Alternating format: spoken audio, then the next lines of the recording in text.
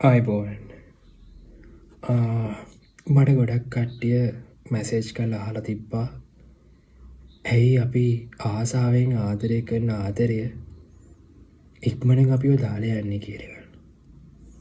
තව සමහරු අහලා තිබ්බා ඇයි ආදරය කියන වචනේ මෙච්චර වේදනාකාරී කියලා. තව සමහරු අහලා තිබ්බා ආදරය කියන්නේ ඇත්තක්ද කියලා. මම ඔයගලන්ට ඒ ගැන මෙන්න මේ විදිහට කියන්නම්. ඇතමුන් කෙනෙකු වෙනුවෙන් උදේ සිට රැ වෙනතුරු රැයේ සිට උදේ වනතුරු බලා සිටීම ඉවසීම ලෙස අර්ථ ගන්වන අතර මාය විෂාදය ලෙස අර්ථ ගන්වමි. ආදරණීය හිතවතුනි, ඒ වගේම මෙන්න මේ කතාවත් ආදරයට අයිතියි. ඒ වගේම කාලයත් ආදරයත් අතර සම්බන්ධයක් කවදාවත් ඇති වෙන්නේ නැහැ. ඒ වගේම කාලයට අනුලෝම ආදරය කියන දේ කවදාවත් අඩු වැඩි වෙන්නේ නැහැ. ඔයාලා දන්නවද? රෝමියෝ ජුලියට් පවා දවස් 5ක් ආදරය කළා. ලොව හොඳම පෙම්වතුන් වී ජීවිතේ ආදරය කියන දේ මේ ලෝකෙට පෙන්නවා.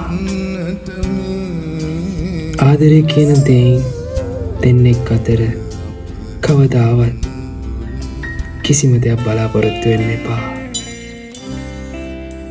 කිසිම දෙයක් දෙනකම් බලාගෙන ඉන්න එපා. ඔයාලා මගෙන් යවුවා ආසාවෙන් ආදරය කරන ආදරයෙන් ඉක්මනින් නැති වෙන්නේ කියලා.